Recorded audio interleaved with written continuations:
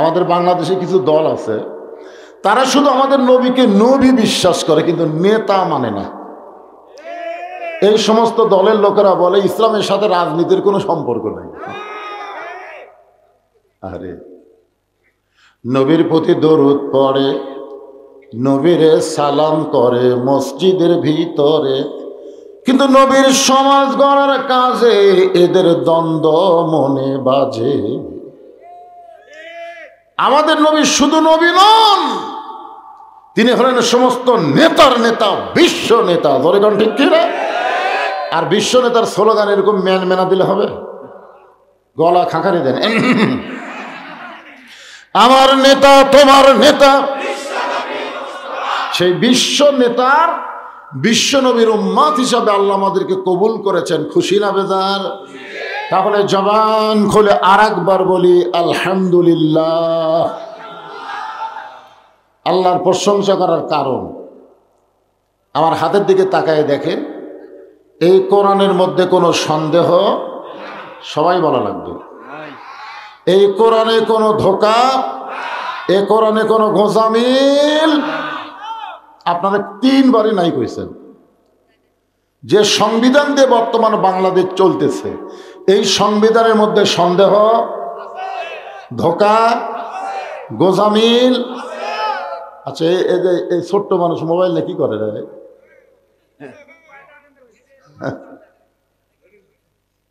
কি বাজান, কি ভিডিও করতেছে? তোমার করা লাগবে কেন ভিডিও? এত ছোট বাচ্চার হাতে মোবাইল দিয়েছেন, এর বাপ কে রে? শোনেন, বাচ্চাদের নষ্ট করার প্রধান মাধ্যম হচ্ছে এই মোবাইল। মোবাইল ছাড়া আমার ছেলে ভাতে খায় না হুজুর, মোবাইল ছাড়া কান্নাই থামে না। মোবাইল দিয়ে ভাত খাওয়াই, মোবাইল দিয়ে কান্না থামায়। ভবিষ্যতে এই কি হবে? এখন থেকে যদি মোবাইল ধরা শিখে, ভবিষ্যতে কি হবে চিন্তা করা লাগবে না? আপনি নিজে নিজের সন্তানগুলোকে নষ্ট করতেছেন কেন?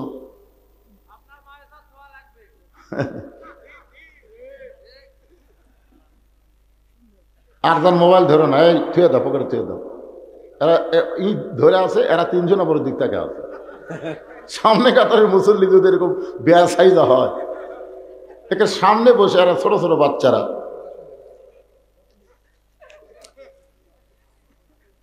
তাহলে আপনারা কিন্তু 3 বারই বললেন নাই, 3 বারই বললেন আছে।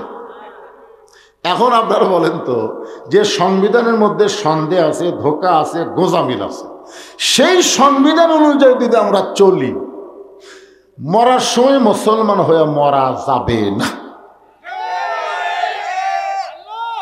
যাবে না, আসলেই যাবে না। বর্তমানে আমাদের যারা মুসলমান মারা যাচ্ছে, অধিকাংশই মুনাফিক হয়ে মারা যাচ্ছে। মুসলমান হয়ে যদি মরতে চাই, মানুষের তৈরি আইন, মানুষের তৈরি সংবিধানকে কবর দিয়ে আল্লাহর কোরআনকে আমাদের সংবিধান বানাতে হবে। লিল্লাহে তাকবীর। একজন, ঠিক আছে,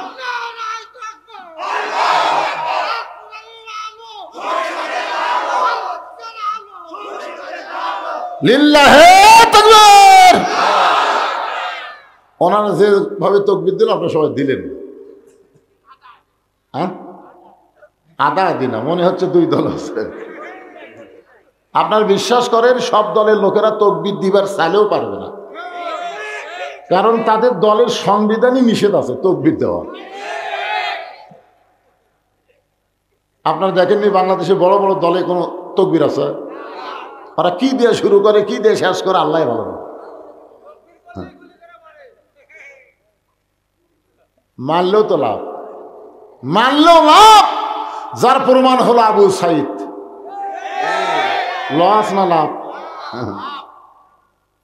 আমাদের গ্রামের একটা ছেলে আমাকে বলে, হুজুর অনেকদিন পর হয়েছে, একটু ভালো নাম রাখেন। আমি বললাম আবু সাইদ। আমার হাতের মধ্যে 500 টাকা দিল, খুশি হয়ে। আমার খেয়ালই নাই হুজুর, আবু সাইদ। আমার খালাতো বোনের একটা মেয়ে হয়েছে, নাম রাখতে বললাম, আমি বললাম হাসিনা। কষ্টে বাঁচে না, আপনি একটা আলিম হয়ে এমন জঘন্য খুনির নাম কেমনে মুখে তুললেন? তার মানে বোঝা গেল গুলির সামনে তকবীর দিয়ে যারা দাঁড়ায় ওদের গুলি করলেও মরে না, কিয়ামত পর্যন্ত এরা জীবিত থাকবে। জোরে কোন ঠিক কিনা? আর হাসিনা গুলি করনেওয়ালি খালি পলাছে, মানুষের ভিতর আর নাই। কেউ যদি মনে করে ঘৃণার দৃষ্টিতে, এ কথা আপনি বলেন না যে তকবীর দিলে গুলি করবে, করুক। হ্যাঁ, গুলি। তাহলে একটু খেয়াল করেন, আমি আজকে এই রজব মাসে কোরআনের একটা সূরা আছে, নাম হলো সূরায়ে মুলক। বলে ইসলামের সাথে নাকি রাজনীতির সম্পর্ক নাই, তাহলে সূরা মুলক বাদ দাও। মুলক শব্দের অর্থ কি? রাজ্য, রাজত্ব, রাজ্য এবং রাজত্ব। এবং রাজ্য এবং রাজত্বের মালিককে এটা আল্লাহ তাআলা প্রথমেই বলে দিয়েছেন, তাবারাকাল্লাযী বিয়াদিহিল মুলক। গোটা পৃথিবীর রাজ্য রাজত্ব একমাত্র কার হাতে? ওয়াহু আলা কুল্লি শাইইন কাদির। সমস্ত বিষয়ের উপরে একমাত্র ক্ষমতা কার? তাহলে যদি আপনি বলেন যে ইউনূস সরকার ক্ষমতায় আসার কারণে ভারত খেপে গেছে, আমেরিকা খেপে গেছে, অমুক দেশ খেপে গেছে, কিন্তু সবাই খেপলে আল্লাহ যদি খুশি থাকে, কথার কথা বলেন। কারণ ইউনূস একটা নবীর নাম রে পাগল, সেই নবীকে আবার মাছে গিলা খাইছিল, হজম করার পারল। আমরা বর্তমানে যে ইউনূসকে ক্ষমতার চেয়ারে বসাইছি, ওই ইউনূসকে যতই চেষ্টা করুক কেউ গিলা খাবার পারবে না, খালেও হজম করবার পারবে না, আবার উগলা ফেলা দেওয়া লাগবে। জোরে কোন কথা ঠিক কিনা? বোঝেননি মালটা কি এখন? বুঝতেছেন না। ইউনূস নবীরে খাইল মাছেতে গিলিয়া, ফেরেশতা পাঠাইলেন আল্লাহ ইসমে আজম দিয়া। দমে দমে সে হরদম পড়ে সে ইসমে আজম, মাছেরই উদর হইতে বাঁচাইলা প্রাণ। সবাই বলেন আল্লাহু আল্লাহু, তুমি জাল্লি জালালুহু। শেষ করা তো যাই না গে তোমার গুণগান। আলহামদুলিল্লাহ। الذي خلق الموت والحياة ليبلوكم أيكم أحسن عملا وهو العزيز الغفور। এখানে আল্লাহ বলতেছেন যে তোমাদের মৃত্যু এবং হায়াতকে সৃষ্টি করা হয়েছে পরীক্ষার জন্য। মরা কিন্তু লাগবে, যত চেষ্টাই করেন বাঁচার, বাঁচা কিন্তু যাবে না, মরা লাগবেই। যেরকম কথা ঠিক কিনা? এই জন্য আগে আল্লাহ মরার কথা বলছেন, আল্লাহ যে খলাকাল মাউতা ওয়াল হায়াতা। আগে কি? মরা, তারপরে বাঁচা। আল্লাহ কি বোকা নাকি? এখানে তো আল্লাহর বলা ছিল আল্লাযী খলাকাল মাউতা ওয়াল হায়াতা, আল্লাযী খলাকাল হায়াতা ওয়াল মাউতা। কিন্তু আল্লাহ তাআলাকে মৃত্যুর কথা বললেন, মৃত্যুর কথা বলে হায়াতের কথা বললেন। এরপরে আল্লাহ বললেন তোমাদেরকে পরীক্ষা করার জন্যে আইয়ুকুম আহসানু আমালা। পরীক্ষার সাবজেক্ট হলো সুন্দর আমল। বর্তমানে বাংলাদেশে যেই পরিবেশ চলতেছে, এই পরিবেশে আমল হচ্ছে কিন্তু সুন্দর আমল হচ্ছে না। বাপ নামাজ পড়ে, বেটা নামাজ পড়ে না, দাদা নামাজ পড়ে, লাতি নামাজ পড়ে না। জোরে কোন কথা ঠিক হচ্ছে? আমল যে হচ্ছে না তা কিন্তু না। মসজিদ দোতলা করছে, জুমার দিনে মসজিদ ভর্তিছে, কিন্তু 5 ওয়াক্তে মানুষ হচ্ছে না। কি মনে করতেছেন? গুরুত্ব বেশি কার, 5 ওয়াক্ত না জুমা? কেউ যদি জুমার নামাজ বাদ দেয় তাকে কাফের বলা যাবে না, কিন্তু অন্য 5 ওয়াক্ত নামাজের 1 ওয়াক্ত নামাজ, মান তারাকা সালাতু মুতাম্মিদান ফাকাত কাফার। ইচ্ছা করে 1 ওয়াক্ত নামাজ যে বাদ দিবে সে অবশ্যই কাফের হয়ে যাবে। চিন্তা করে দেখেন, আমল যে হচ্ছে না তা কিন্তু না, কিন্তু সুন্দর আমল হচ্ছে না। এখানে আল্লাহ বলতেছেন আহসানু আমালা,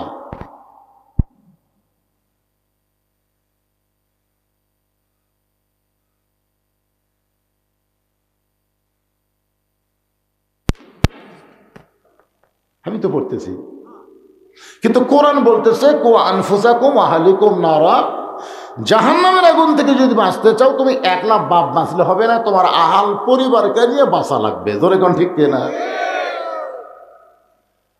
তাহলে সুন্দর আমল যদি আমরা করতে চাই, সুন্দর একটা পরিবেশ লাগবে।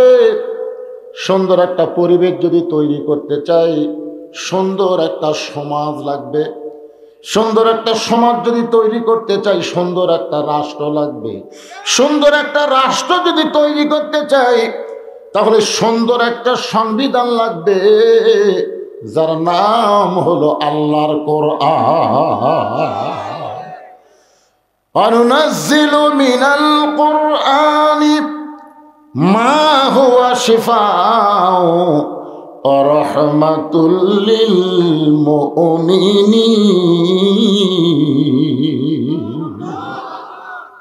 এই আয়াতের বাংলা অর্থ কি? এর বাংলা অর্থ হলো সব সমস্যার সমাধান দিতে পারে আল কোরআন। এই স্লোগান দিয়ে কিন্তু তাফসীর শোনা শুরু হবে। একটু সাইজ মতো সবাই দিবেন। যাদের কোরআনের উপরে বিশ্বাস আছে তারা দিবেন, যাদের নাই দিয়েন না। বিশ্বাস আছে আপনাদের? তাহলে আমি যেই বলবো সব সমস্যার সমাধান, আপনারা বলবেন দিতে পারে আল কোরআন। সব সমস্যার সমাধান আল কোরআনের আলো। হ্যাঁ, এখন আর ঘরে ঘরে বলা চলবে না, বলা লাগবে সংসদে। কারণ আগামীতে বাংলাদেশে ভালো দিন আসতেছে, আশা করা যায়। যেভাবে আপনারা হাত তুললেন, আমি তো একটা লোকের হাত নিচু দেখলাম না, আমি খুব খেয়াল করে দেখলাম না, সবাই হাত তুলছে। কারণ আপনারা আওয়ামী লীগ করেন আর বিএনপি করেন আর যে দলই করেন, জাতীয় পার্টি জামাত যেটাই করেন, কোরআনের মাহফিলে যখন আইছেন তখন আপনারা আর ভিন্ন দল নাই, সবাই এক দল হয়ে গেছেন। মসজিদের মধ্যে যখন মানুষ নামাজ পড়তে ঢোকে, আওয়ামী লীগ বিএনপি জাতীয় পার্টি জামাত যে দলের লোকেরা ঢুকুক না কেন, আপনারা বলেন তো প্রত্যেকটা দলের জন্য কি আলাদা কাতার হয় না সব দল এক কাতারে দাঁড়ায়? আমি নিজের চোখে দেখছি ভাই, নিজের চোখে দেখছি। ডান পাশে আওয়ামী লীগ, বাম পাশে বিএনপি, মাঝখানে জামাত। আওয়ামী লীগ চারে গোল সামনে গেছে, জামাত ইসলাম টান দিয়ে বলতেছে কে ভাই কাতার দেখো ভাই, গোড়ালির সাথে গোড়ালি মিল করো। বিএনপি যদি পিছনে থাকে ঠেলা দেখায় ভাই পায়ের গোড়ালির সাথে গোড়ালি মিল করো ভাই। জামাত বিএনপি আওয়ামী লীগ গোড়ালির সঙ্গে গোড়ালি মিল করে কাতার সোজা করা দেখে ফেরেশতা কয় আল্লাহ, এরা ভাইরা ভিন্ন দল, ভিতরে এক কাতার। আল্লাহ বলতেছে আমার আইন যেখানে চলবে সেখানে কোনো দল থাকবে না, সব দল ভাঙ্গা মুসলমান এক কাতার হবে। তাহলে এই মুহূর্তে আমরা কোনো দল করব না, একটাই দল হবে আমাদের কোরআনের দল। জোরে কর কথা ঠিক কি না? তারপরে সামিয়ানের বেড়া যায় যা ইচ্ছা তাই করে, কিন্তু এর ভিতরে যখন আসেন তখন এক দল হয়ে বলা লাগবে আল কোরআনের আলো সংসদে যাবে। কারণ সংসদ হলো ট্যাঙ্কি, বোঝেন না? ট্যাঙ্কি বোঝেন? 2 কোটি লিটার পানি আটে ঢাকা ওয়াসা কোম্পানি একটা ট্যাঙ্কি বানাচ্ছে। 6টা ডিপ টিউবওয়েল দিয়ে অনবরত ট্যাঙ্কির পানি তুলতেছে। ওই ট্যাঙ্কির পানি আবার পাইপের মাধ্যমে প্রত্যেকটা বাসায় বাসায় সাপ্লাই দিছে। একদিন গভীর রাত্রে ষড়যন্ত্র করে ভারতের শয়তান আর বাংলাদেশের নাস্তিকেরা ওই ট্যাঙ্কির ছাপনা খুলে একটা মরা মোষ ওর মধ্যে ঢুকে দিছে। এখন মোষটা আস্তে আস্তে ফুলে ফুলে গলে গলে ওই পানি মাধ্যমে মিশ্রণ হয়ে পাইপের মাধ্যমে প্রত্যেকটা বাসায় বাসায় পানি চলে যাচ্ছে। আর বাসার লোকেরা গিলাসের মধ্যে পানি নিয়ে বলতেছে ওয়াসাকাহুম রাব্বুহুম শারাবান তাহুরা। এই কোরআনের আয়াত পাঠ করতেছে আর পানি পান করতেছে। আপনার বলেন তো পানি পাক না না পাক? তুমি যতই কোরআন পড়ো পানি পাক হবে না, কারণ ট্যাঙ্কির মধ্যে ময়লা আছে। এই ট্যাঙ্কির নামই হলো সংসদ। জোরে কোন কথা ঠিক কিনা? আপনি সংসদের মধ্যে শয়তানদেরকে ঢুকাবেন আর ঘরে ঘরে কোরআনের আলো জ্বালাবেন, এখানে কখনোই সম্ভব না। বরং সংসদ পরিষ্কার করতে গেলে, ট্যাঙ্কি পরিষ্কার করতে গেলে আল্লাহর কোরআন লাগবে। জোরে কোন কথা ঠিক কিনা? এই সংসদকে টাঙ্কি মনে করে এবার একটা ঝাড়িয়া স্লোগান দেবেন, জনগণ বুঝুক পাবলিক কি জিনিস। আল কোরআনের আলো, কোরআন হাদিস যেখানে, দুনিয়ার মুসলমান।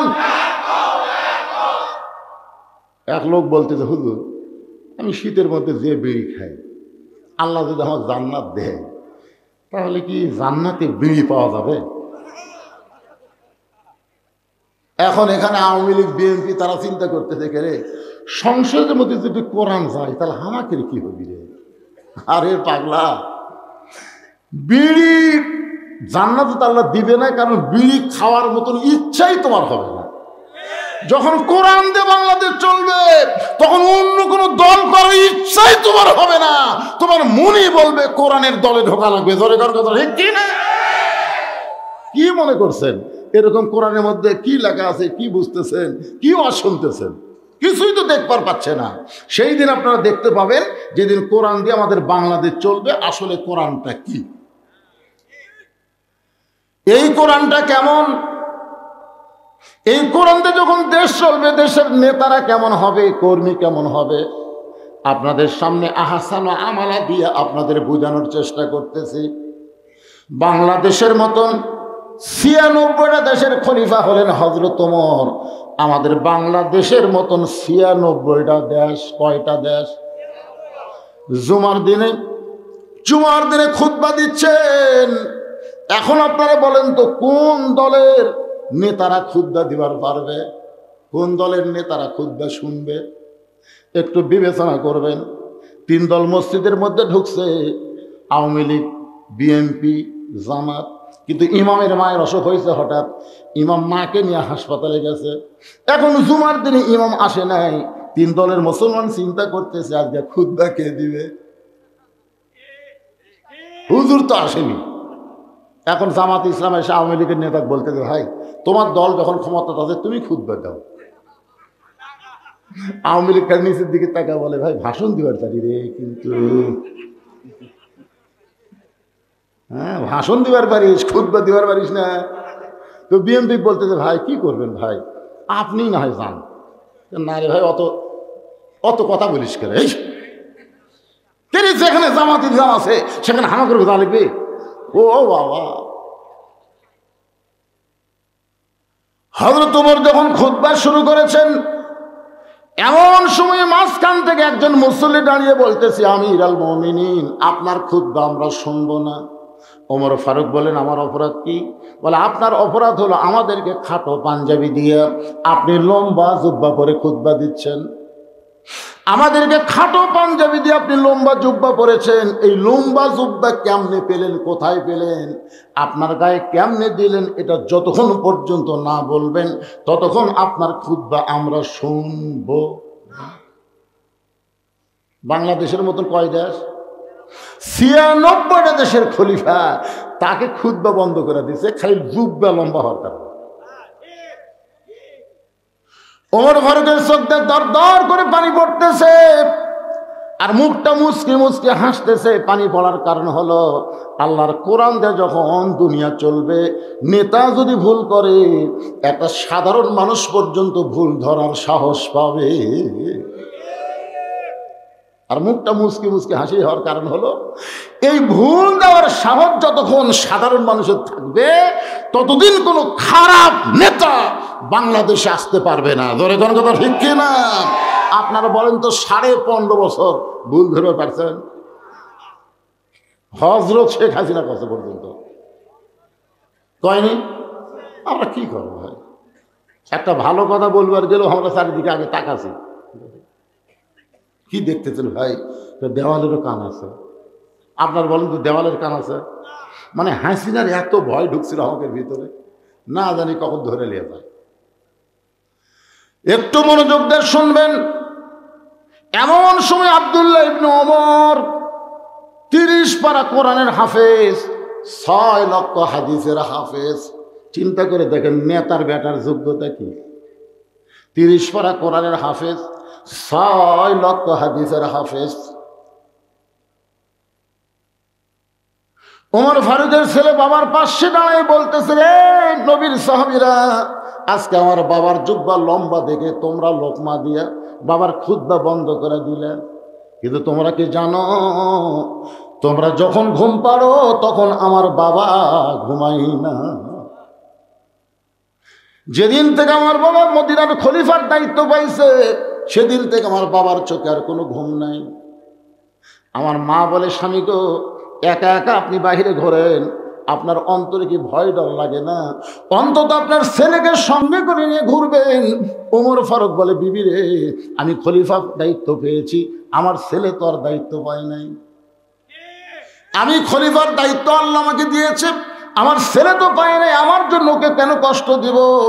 ও বিবি শোনে না, কোরআন দিয়ে যখন রাষ্ট্র চলবে, হঠাৎ করে একটা কুকুর যদি না খেয়ে মারা যায়, হাসরের আদালতে আল্লাহ ওমরকে ছাড়বে না। আত্তাকুল্লাহ হাক্কা তুকাতিহি, আল্লাহর ভয় এমন ভাবে কলিজার মধ্যে ঢুকে গেছে, চোরের মতন চুপি চুপি একা একা হযরত ওমর ঘুরতেছে। হঠাৎ দেখতে পাই মদিনার মরুভূমির মধ্যে তাঁবু টাঙ্গাইয়া, ওই তাঁবুর মধ্যে দুইটা ছোট্ট বাচ্চা মা মা বলে কাঁদতেছে, আর বলে, মা ক্ষুধা লাগছে, তাড়াতাড়ি খাবার দাও। মা বলতেছে, বাবা গোস্ত সিদ্ধ হলি তোমাদের খাবার দেব, একটু ধৈর্য ধরো, ইন্নাল্লাহা মা'আস সাবিরিন।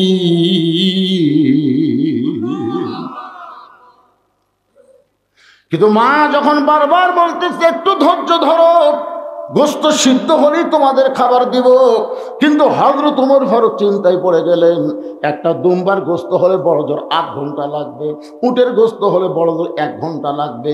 এত গভীর রাত হয়ে গেল, এখন পর্যন্ত গোস্ত সিদ্ধ হয় না, এটা কিসের গোস্ত? লোকমা দিয়ে আমাকে জানতে হবে। ওমর ফারুক তাঁবুর কাছে গিয়ে বললেন, মা, তোমার দুইটা বাচ্চা ক্ষুধার জ্বালায় কান্দে, তোমার মনে কি দয়া হয় না? এখন পর্যন্ত তোমার গোস্ত সিদ্ধ হয় না, তুমি এমন কি গোস্ত সিদ্ধ করতেছ? মেয়েটা বলে, পথিক, আমার বাড়ি হলো ইয়ামিন দেশে, আমি শুনতে পাইলাম মদিনার খলিফা ওমর অত্যন্ত ভালো মানুষ, আমার 2-3 বাচ্চাকে নিয়ে বিকেলবেলা ওমরের দরবারে ঢুকতে চাইছিলাম, কিন্তু এত মানুষের ভিড়, আমি মহিলা বাচ্চা 2টাকে নিয়ে ঢুকতে পারি নাই। নিয়ত করেছি আগামীকাল সকালবেলা ওমরের দরবারে আমার 2টা এতিম বাচ্চাকে নিয়ে হাজির হব। এই সকালবেলা নিয়ত করে রাতের বেলা তাঁবু টাঙ্গাইয়া এই মরুভূমির মধ্যে আমার 2টা বাচ্চাকে বুকের মধ্যে আমি ঘুমাতে চাই, কিন্তু আমার বাচ্চা 2টার এত খিদা লাগছে, খালি বারবার খাওয়ার জন্য কাঁদতেছে। আমি এখন মা কি করব? সান্ত্বনা দেওয়ার জন্য পাতিলে পাথর দিয়া, পানি আর পাথর দিয়া নিচে আগুন জ্বালায় বলতেছে, বাবা গোস্ত সিদ্ধ হলেই তোমাদের খাবার দেব।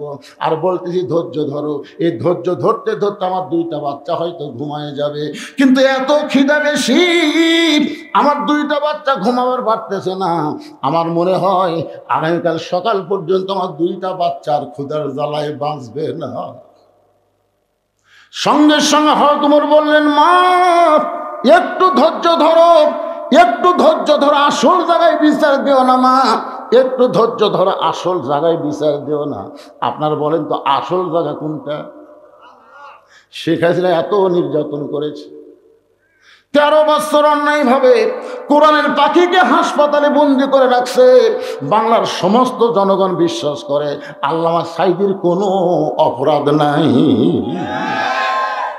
বিনা অপরাধে 13 বছর জেলখানায় বন্দি করে রেখে আক্রোশীর তৃষ্ণা মিটল না। জেলখানা থেকে বের করে তাকে হাসপাতালে নিয়ে গিয়ে পরিকল্পিতভাবে হত্যা করা হলো, এমনকি তার জানাজায় পর্যন্ত বাধা দেওয়া হলো। তখন মানুষ দেখলো বাংলাদেশের জজ কোর্ট, হাইকোর্ট, সুপ্রিম কোর্ট, এইগুলোকে বিচার দিয়ে কোনো লাভ নাই, এগুলো সব হাসিনা দখল করছে। বাংলার জনগণ চোখের পানি নিয়ে গায়েবে জানা যায়, গায়েবানা জানা যায় আল্লাহর কাছে বিচার দিল, আল্লাহর কাছে। যার এই কোর্ট কাছে বিচার দেওয়া কাম হবি না, আসল জাগাত। ওই হুজুরি বলেছিলেন, একদিন গাছের গোড়ায় এমনভাবে নাড়া দিবে, দিল্লির মামু বাড়ি গিয়ে পড়বে, ইন্দুরের গর্ত খুঁজেও পাবে না বাংলার জমিনে। জোরে কর কথা, ঠিক কেনা? কি আসল জায়গায় বিচার? ওমর ফারুক বললেন, না একটু ধৈর্য ধরে এক দৌড়ে গেলেন। বাংলাদেশের মতন ৯৬টা দেশের খলিফা এক দৌড়ে বাইতুল মালের দরজায়, আসলাম দরজা খুলে দাও। আসলাম দরজা খুলে বলে আমির আল মুমিনিন। এমন করে কানতে কানতে আপনি দৌড়াইছেন। ওমর ফারুক আসলাম রে, একটা খাবার বস্তা আমার মাথায় উঠে দিন। আসলাম বলতেছে আমির আল মুমিনিন, বস্তা কোথায় নিয়ে যাওয়া লাগবে হুকুম দেন, আমি মাথায় করে বস্তা নিয়ে যাবার চাই। ওমর কান্দে বলে আসলাম, একজনের পাপের বোঝা একজন মাথায় নিলে হবে না, দে আমার বস্তা উঠায় দে। বিশাল একটা খাবার বস্তা যখন ওমরের মাথায় উঠায় দেয়, ওমর ফারুক জোরে জোরে যখন বস্তা নিয়ে দৌড়াই, পিছন থেকে আসলাম বলে, আসলাম বলতেছে আমির আল মুমিনিন, এমনভাবে আপনি দৌড় দিলে পড়ে যাবেন, আপনার কষ্ট হবে। ওমর বলে আসলাম, সময় মতো যদি যাবার না পারি, এই ওমরকে আল্লাহ জাহান্নামের আগুনে পুড়ে ছারখার করে দিবে। এক দৌড়ে তাবুর কাছে গিয়ে বললেন, মা তাড়াতাড়ি রুটি তৈরি করো, হালুয়া তৈরি করো। মহিলা রুটি আর হালুয়া তৈরি করে ওমরের হাতে যখন দেয়, ওমর দুইটা বাচ্চাকে উরাতের উপরে নিয়ে রুটি ছিঁড়ে হালুয়া দিয়ে যখন মুখে তুলে দেয়, বাচ্চা দুইটা তাকায় ফ্যাল ফ্যাল করে দেখে ওমরের চোখ দর দর করে পানি পড়তেছে। চোখের পানি মুছে দে বলে, কে গো এই গভীর রাত্রে বাবার দরদ নিয়ে আমাদেরকে এমনভাবে রুটি হালুয়া খাও? তুমি কে গো? তোমার কি পরিচয়? তোমার মতন ভালো মানুষ এই দুনিয়াতে আর কেউ নাই। ওমর কান্দের বলে, আল্লাহ এই অধমকে জাহান্নামের আগুন থেকে তুমি বাঁচিয়ে দাও। তাবুর ভিতর থেকে মা চিল্লায় বলে, পথিক, ভালো মানুষের গল্প শুনেছি, কিন্তু মানুষ এমন ভালো হয় কোনোদিন কল্পনা করি নাই। পথিক রে, আল্লাহ ওমরকে মদিনার খলিফা না বানায়া তোমাকে যদি মদিনার খলিফা বানাইতো, তাহলে মদিনা যেন আল্লাহর জান্নাত হয়ে যেত। আব্দুল্লাহ বলতেছে, সাহাবীরা তোমরা শুধু রাতের বেলা ঘুম পাড়ো, আর আমার বাবা একা একা ঘুম লাগে। তোমরা জানো এই জুব্বা লম্বা হওয়ার কারণ? সবাই যখন ঘুমাইছিলেন তখন আমার বাবা চোরের মতন চুপি চুপি আমার দরজায় গিয়ে ডাক দিল, আব্দুল্লাহ, আব্দুল্লাহ রে। আমি দরজা পাঞ্জাবি, আমি খুশি হয়ে বললাম, বাবা বাইতুল মাল থেকে আমার একটা পাঞ্জাবি দিল, আপনি গভীর রাত্রে আর একটা দিবে রাইছেন। নেতার বেটার ভাগ্য ভালো, ডবল পায়। কি ভাই কথা কর না কেন? আমাদের বাংলাদেশের নেতাকে বেটার মোশন দেখছেন?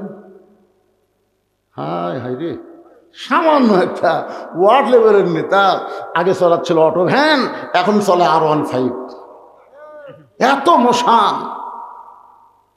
আর বাংলাদেশের মতন ৯৬টা দেশের খলিফা, সন্তান বলতেছে বাইতুল মাল থেকে আমার একটা দিছে আর একটা দিবে রাইছেন।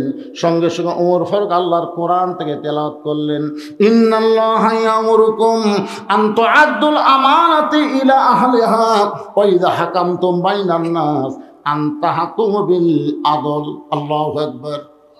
আব্দুল্লাহ, তুমি কেমনে মনে করলে একটা পাঞ্জাবি বছর একটা দিবারাইছি এইটা আমার ভাগে পড়েছে? বাবা আমি গাড়িটা দেখলাম, এত ছোট পাঞ্জাবি পরে আমি আগামীকাল খুতবা কেমনে দেব? তোমার কাছে আইছি, তোমার কাপড়টুকু একটু আমাকে দান করে দাও। আমি আব্দুল্লাহ আমার কাপড় বাবাকে দান করার পর বাবা যখন দুইটা কাপড় নিয়ে যায়, আমি পিছনে পিছনে রওনা দিলাম। বাবা ঘরের মধ্যে ঢুকে তার পাঞ্জাবি আমার পাঞ্জাবি একত্র করে লম্বা জুব্বা বানায় এখন খুতবা দিচ্ছে। এখন বলো খুতবা শোনা যায় কি না যায়? সমস্ত সাহাবীরা চিল্লায় বলে, আল্লাহর কোরআন দিয়ে যখন রাষ্ট্র চলবে, এমন ভালো মানুষকে মুসলমান নেতা হিসাবে পেয়ে যাবে। তাহলে এই কোরআন দিয়ে বাংলাদেশ চলুক, এটাকে আপনারা চান? তাহলে নেতা ভালো পাবেন। এখন নেতা যদি ভালো পান, কর্মী কেমন হবে? কর্মী কেমন ভালো হবে? এটা আজকে পুরুষ কর্মীদের ওয়াজ করবো না, আমি একটা নারী কর্মীর জীবনী তুলে ধরবো। কারণ অনেক মা এসেছে, তাদের বসার জায়গা হচ্ছে না। আর এই জন্যই নারী কর্মীর কথা বলবো, কারণ নারীরা যদি ভালো হয়ে যায় তাহলে বাংলাদেশে আর সিজার থাকবে না। জোরে কর কথা, ঠিক কিনা? আর সিজার করা বাচ্চা মানেই অস্থির। আমরা উপরে যেগুলো বসে আছি সবগুলো নর্মাল। নর্মাল বোঝেন? বাচ্চা হওয়ার টাইমই বাচ্চা হয়। আর সিজার করা মানে টাইম না হতে কাটকে বার করে দেখি ঘুমই ভাঙেনি। আপনারা বলেন তো এটা কোন মাও যে মা সিজার করে? কি বলবো প্রসবের কথা, মা বিনে সেই ব্যথা কেউ তো বুঝিবে না। মাজন ঠেকিয়া সন্তানের দায়, অকালে মা মারা যায়, কেন সে মায়ের ভক্তি করবা না? মায়ের পায়ের তলে জান্নাত, জোরে কোন ঠিক কিনা? কোন মায়ের সিজার করা? আমার মায়ের আছে অনেক। ইসলামে একটা নারী কর্মী কেমন হয়, একটা নারী কেমন হওয়া দরকার। আজকে বাংলাদেশের মাদেরকে ভালো হলে আমরা ভালো বাচ্চা পাবো, আর ভালো বাচ্চা পাইলে আগামীতে বলা লাগবে না, এরা নিজেরাই কোরআনের কর্মী হবে। জোরে কোন কথা ঠিক কিনা? এখন তো সব ব্যবসায়ী আছে, এই ব্যবসা যেগুলো সাইজ করা খুব কঠিন। এই জন্য একটা মা যদি ভালো হয়, সন্তান আল্লাহর ওলি হয়। সবাই একটু জিজ্ঞেস করেন ভাইজান, আমার একটু ডায়াবেটিস তো, মুখটা শুকে বেশি যাচ্ছে। জি হ্যাঁ, একটু জিজ্ঞেস করে, একটু পানি, পানি, চা, চা না, চা আমি খাই না, বাজার থেকে পানি খাই। জি সবাই একটু জিজ্ঞেস করেন, লা ইলাহা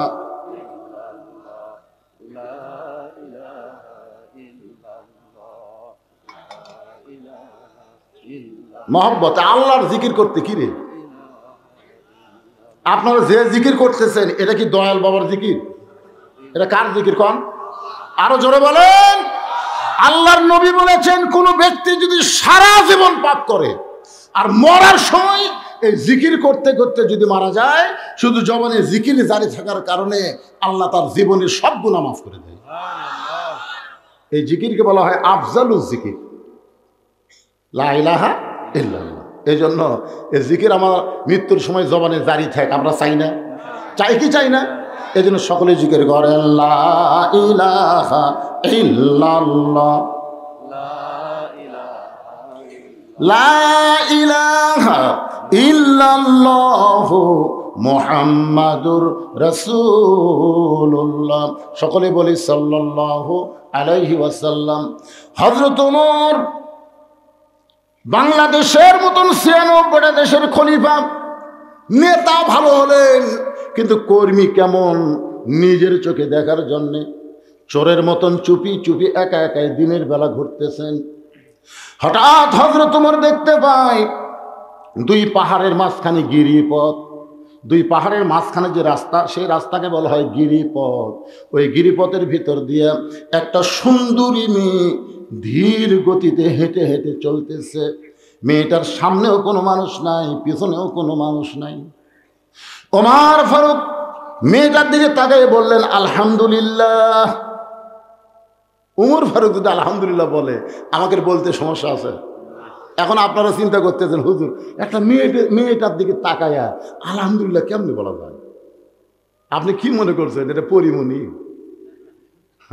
এটাকে রাশমিকা মান্দা না? না, কোরআনের আইন যেদিন বাংলাদেশে চালু হবে, সেদিন মেয়েটা কালো হোক খাটো হোক, আল্লাহর আইন পর্দা যদি মেনে চলে, ওই মেয়েটাকেই কোরআন বলে সুন্দরী মেয়ে। তাহলে সুন্দরী মেয়ে কারা? পর্দানিশী নারী যারা। আমি যেই বলো পর্দানিশী নারী যারা, আপনার বলবেন বিশ্ব সুন্দরী তারা, বলতে পারবেন না? পর্দানিশী নারী যারা আর বেপর্দা নারী যারা, শিলা কলা তারা। আজ একটা নতুন স্লোগান দেন, শিলা কলা। একই গাছের কলা, এক গামলায় শোঁচাওয়ালা আর এক গামলায় শিলা, একই গাছের। এখন কলাওয়ালা বসে আছে, খরিদ্দার যায়, খালি শোঁচাওয়ালাটা বলতে, ভাই কত করে কেজি রে, কত করে হালি? তো বলে, ভাই একই গাছেরই, একই গাছেরই ভাই। তো না, আমি শিলা কলা লই না। তো তুমি কি কলা শিলা খাও না? শিলাই খাই তো, আগে থেকে শিলা আছে, খালি লিভার খাবার। তুমি আমার পাগলা ভাবছা? আমি খাওয়ার আগেও খাসে। কলালা কান ধরে বলতেছে, আল্লাহর শপথ কেউ খায়নি। আরে পাগলা, তোর খালি চোখ দিয়ে দেখবার ভাবি, কলার উপর ধুলা পড়ছে, মাছি পড়ছে, মশা পড়ছে, কলাতে ব্যাকটেরিয়ার জন্ম হয়েছে, ওই শিলা কলার খাওয়ার উপযুক্ত নাই।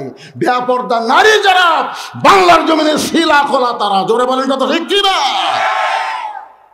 আর পর্দানিশী নারী যারা বিশ্ব সুন্দরী তারা। ওমর ফারুক যে মেয়েটার দিকে লক্ষ্য করে দেখলেন, সে মেয়েটা হলো আপাত মস্তক, আল্লাহর আইন পর্দা। ওমর ফারুক মেয়েটার নিকটে গিয়ে বললেন, মা, এই নির্জন পথে তুমি একা একা চলতেছো, তোমার সামনেও কোনো মানুষ নাই, পিছনেও কোনো মানুষ নাই, তোমার অন্তরে কি কোনো ভয় ডর লাগে না? মেয়েটা বলে, পথিক, তুমি হযরত ওমরকে চেনো?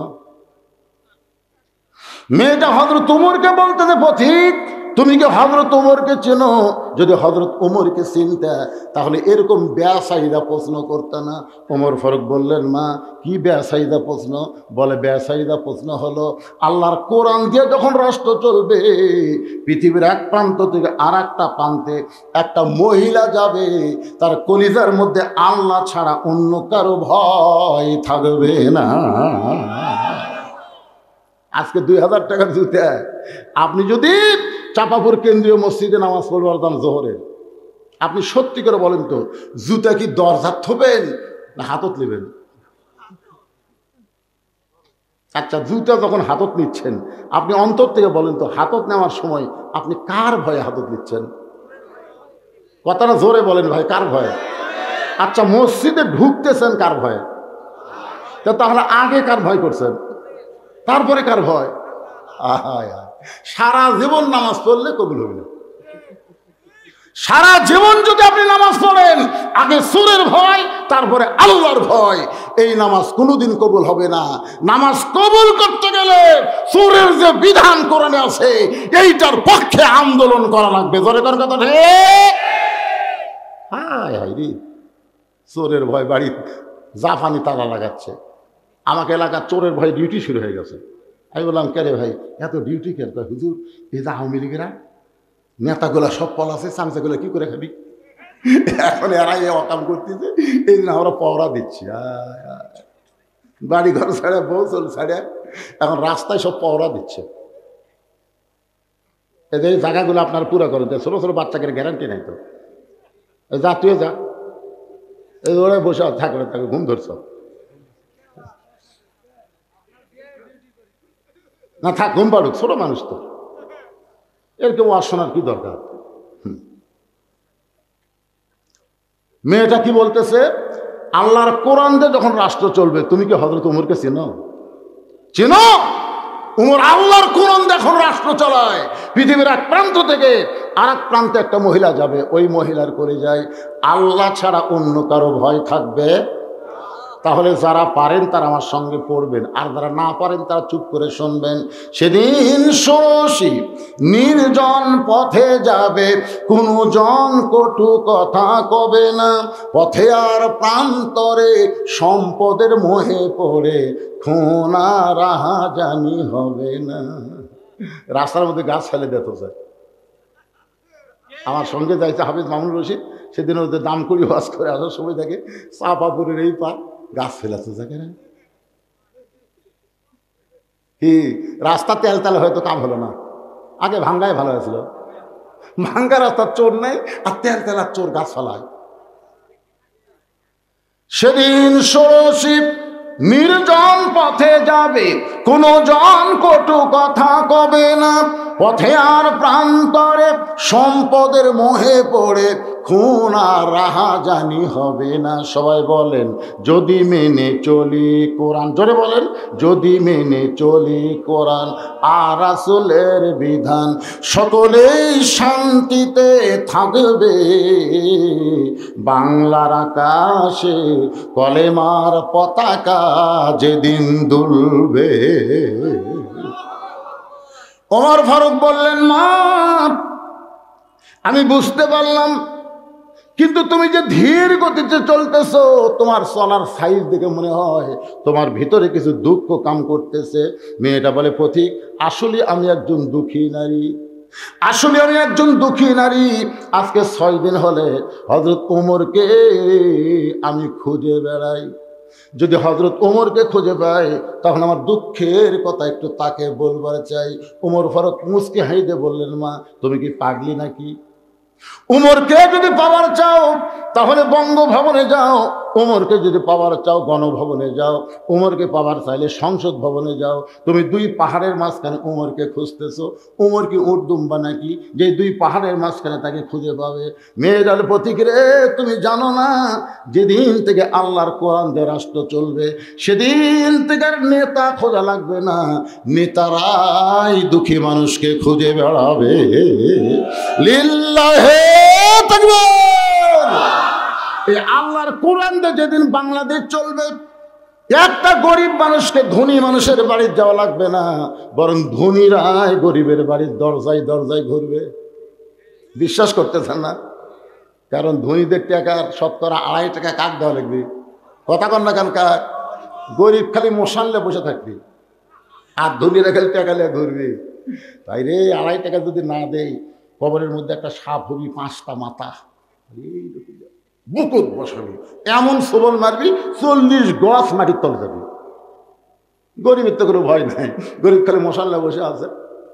ধনী 1 ব্যাগ টাকা লিয়া গরিবের দরজা দরজা ঘুরতেছে, যে যায় ভাই আসসালামু আলাইকুম, জাকাতের টাকা ভাই, এই না খেয়ে থাকবো রে, জাকাত খামো না।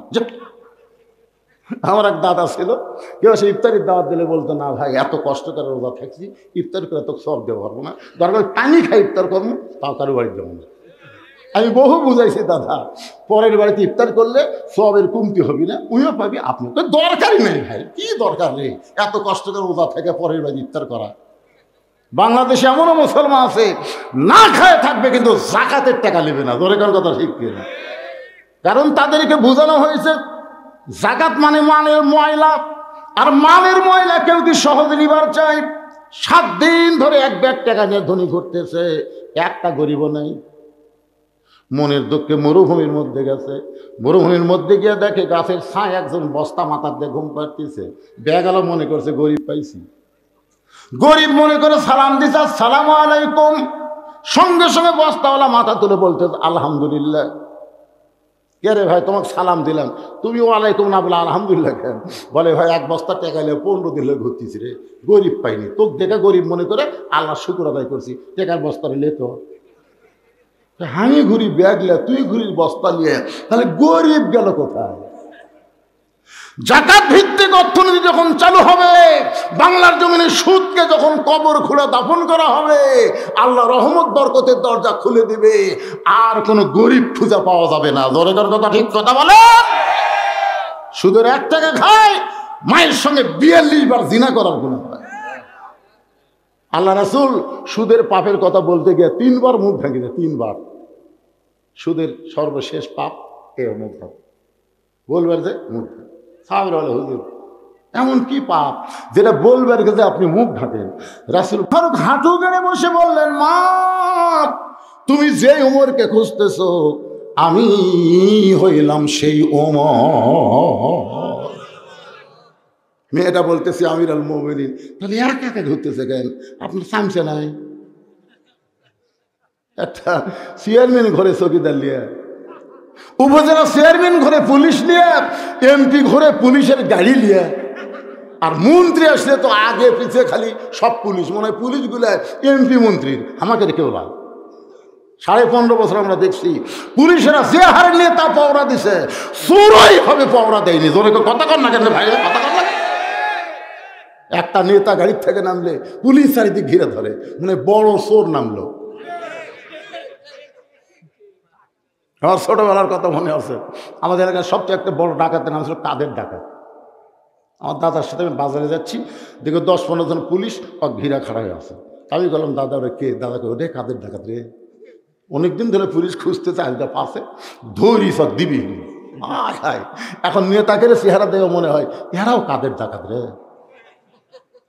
যেভাবে পুলিশ ঘিরে ধরে, ওমর ফারুক বললেন, মা এই নির্জন পথে ধীর গতিতে চলতেছো, 6 দিন হলে আমাকে খুঁজতেছো, এখন বলো তোমার দুঃখ কি?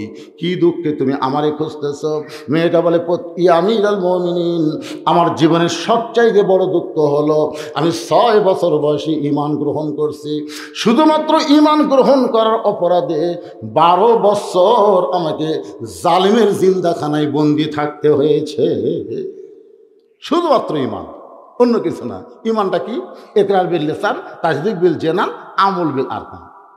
মীর কাসেম আলীকে আসলে উকিল বলতেছে, স্যার অনেক চেষ্টা করে হলো না, আজকে রাত 12টায় আপনার ফাঁসি কার্যকর হবে। তো মীর কাসেম আলী বলতেছে, ভাই এখন কয়টা বাজে? এখন রাত 9:30। আলহামদুলিল্লাহ, এখন 2.5 ঘন্টা দেরি আছে। তো খামাক 2.5 ঘন্টা চেতন থাকার কি দরকার, আমি ঘুমাই পড়ি ভাই, 2 ঘন্টা পর আমাকে ডাক দিও। উকিল ভাই মানুষ নাকি রে, 2.5 ঘন্টা পর ফাঁসি হবি, তাই বলে 2 ঘন্টা ঘুম পাড়বি? মনে করছে ফাঁসির চিন্তায় পাগলা হয়ে গেছে। উকিল বার হয়ে গেছে, 2 ঘন্টা পর আসা দেখে কন্ডম সেলের মধ্যে নাক দেখে ঘুম পাড়তেছে। হায় সর্বনাশ, 8 ঘন্টা পর ফাঁসি হবি আর এইভাবে ঘুম পাড়তেছে। পায়ের বুড়া আঙ্গুলো লড়াইছে। চেতন ভাই বলতে, কে ভাই সময় আছে? না স্যার, আরো 8 ঘন্টা আছে। আলহামদুলিল্লাহ, ওযু করে 2 রাকাত নামাজ পড়ে কোরআন শরীফের 2টা সূরা তেলাওয়াত করলো। একটা হলো সূরা মূল আর একটা হলো সূরা মুজাম্মিল। তেলাওয়াত করার পরে বলতেছে, ভাইজান আমার তো ভালো কাপড় চোপড় জেলের মধ্যে নাই, এখানে যে কয়টা পাঞ্জাবি আছে তার মধ্যে কোনটা তোমার ভালো লাগে একটু বাছাই করে দাও। উকিল মনে মনে কয়, পাগলা নাকি? সবচাইতে ভালো পাঞ্জাবিটা বাছাই করে যখন দেয়, ওই পাঞ্জাবি গায়ে দিয়ে বলতেছে, ভাইজান একটু আতর সুরমা লাগায় মাথার চুল হাঁচড়াই, দেখো তো আমার তো সামনে আয়না নাই, তুমি বলো তো আমার চুলটা ঠিক মতো হাঁচড়া হলো কিনা। উকিল বলতে, স্যার আপনার ফাঁসি হবে। একটাবার আপনি ফাঁসির কথা বলেন না কেন? মীর কাসেম আলী মুসকে মুসকে হাসার বলে, ঘুমের মধ্যে আল্লাহ পাক আমাকে ফয়সালা করে দিয়েছে, ফাঁসির মাধ্যমে 8টা জান্নাত আমাকে বরণ করে নিবে। এই মীর কাসেম আলীর আপনারা চিনেন? এই মীর কাসেম আলী হলো বাংলাদেশ ইবনে সিনার প্রতিষ্ঠাতা, ইসলামী ব্যাংকের প্রতিষ্ঠাতা মীর কাসেম আলী জামাতের একজন নেতা ছিলেন। বাজান, তারা রাষ্ট্রপতির কাছে বাঁচার দরখাস্ত কোনোদিন করে নাই, কারণ তারা জানে অন্যায়ভাবে যদি ফাঁসি দেওয়া হয় সে কোনোদিন মরবে না। আল্লাহ কোরআনে বলেছেন, ওয়ালা তাকুলু। এই কয়েকটা ছাত্র সামনের পরিবেশ নষ্ট করে দিল। এই কয়টা ছাত্র,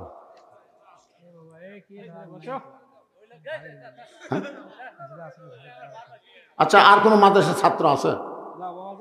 এই তোমরা মাদ্রাসার ছাত্র নাকি?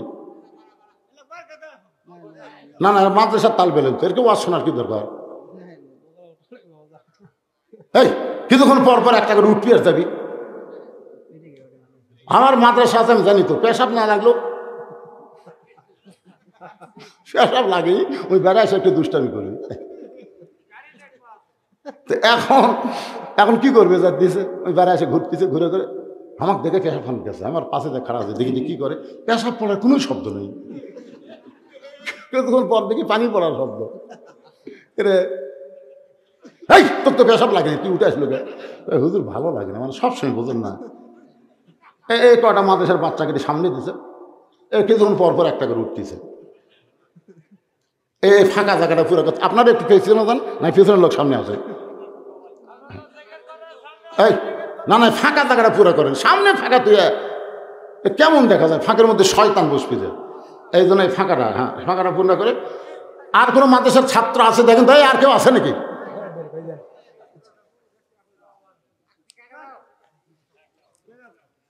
একটু জিকির করে লা ইলাহা ইল্লাল্লাহ, জোরে লা ইলাহা, মোহব্বতে লা ইলাহা।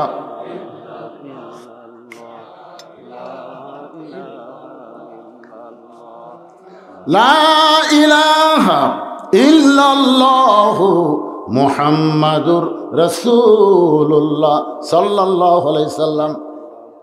মেয়েটা বলতে 6 বছর বয়সে ঈমান গ্রহণ করেছি, শুধু ঈমান গ্রহণ করার অপরাধে 12 বছর আমাকে জেলখানায় বন্দি জীবন কাটাতে হয়েছে। সকালবেলা 3টা করে চাবুক মারছে, বিকালবেলা 3টা করে চাবুক মারছে। আমার দেহের এমন কোনো জায়গা নাই যে জায়গায় চাবুকের আঘাত লাগে নাই। আমিরুল মুমিনিন, আমি যে জালিমের জেলখানায় বন্দি ছিলাম ওই দেশের নাম হলো রোম দেশ। ওই দেশের নাম কি? কিন্তু আপনি যখন রোম পারস্য দখল করলেন, আমি জেলখানার মধ্য থেকে শুনতে পাইলাম আপনি কোরআন দিয়ে রাষ্ট্র চলাবেন বলে জেলখানার দরজা মুক্ত করে দিলেন। এখন জেলখানার দরজা মুক্ত হওয়ার পরে সবাই তার আপন ঠিকানায় চলে গেছে, কিন্তু আমি কোথায় যাব? আমার দাদা হলো খ্রিস্টান, আমার বাপ হলো খ্রিস্টান, আমি যে দেশে জন্ম নিয়েছি তারাও হলো খ্রিস্টান। এখন খ্রিস্টানদের দেশে না গিয়া আজকে 6 দিন হলে আপনাকে খুঁজতেছি। যদি আপনাকে দেখা পাই, এই দুঃখিনী মেয়েটা আপনার কাছে একটু আশ্রয় চায়।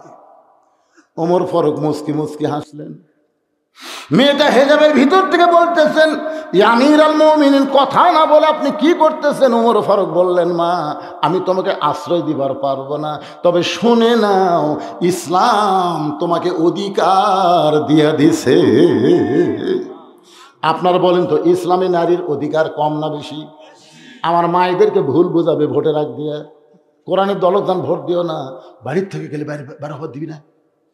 কোরআনের দলত ভোট দিলে তোরা জুয়া খেলে পারবি। কোরআনের দলত দান ভোট দিস না, ফজরের সময় কিন্তু 5 হাত বেড়া তুলবি রে, ল্যাপের মধ্যে ঘুম পারবো। 5 হাত কাপড় খুলে 5 টাকার বাড়ি মারে নামাজ কায়েম করে। খবরদার, এটা কি ভোটের আগে বুঝাবি? বুঝে লাভ নাই, বুঝে লাভ নাই। জনগণ বুঝেছে মুক্তির সনদ হচ্ছে আল্লাহর কোরআন। জোরে বলেন কথা ঠিক? একটু বলেন ভাই।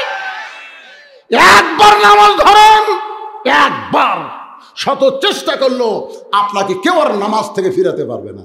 ধরেননি থেকে আপনার কাছে কঠিন লাগতেছে। যারা নামাজ ধরেছে, ফজর আযান তাদের কাছে কত মধুর লাগে জানেন? আর সালাতু খায়রুম মিনান নাম শোনার সাথে সাথে বিসমিল্লাহ বলে কম্বল ফেলে দিয়ে লেপো কাট লাত্তি মেরে ঠান্ডা পানিতে উজু করে।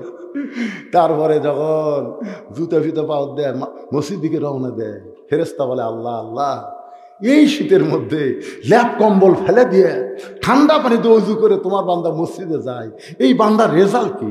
আল্লাহ বলতেছে, বদরের যুদ্ধে যদি আজকে থাকতো, ওই বদরের যুদ্ধের সৈনিক হয়ে যেত। কি মনে করছেন ভাইজান?